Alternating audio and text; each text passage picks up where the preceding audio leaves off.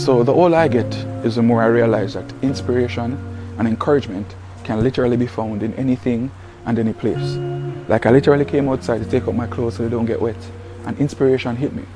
And I want to encourage somebody with this simple word: move. Now you might be wondering, what correlation does move have with taking up clothes off the line? Come here closer, let me tell you. Go and go move the clothes that you wash off of the bed and fold them up and put them in the drawer them.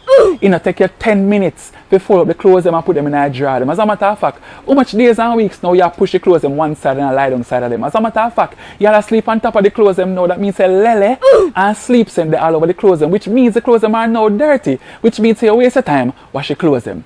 A simple thing, you know, don't make laziness name you out like chink. Go and go take up the clothes them off of the bed and fold them up. Move. Share this with someone who you feel might need these words of inspiration.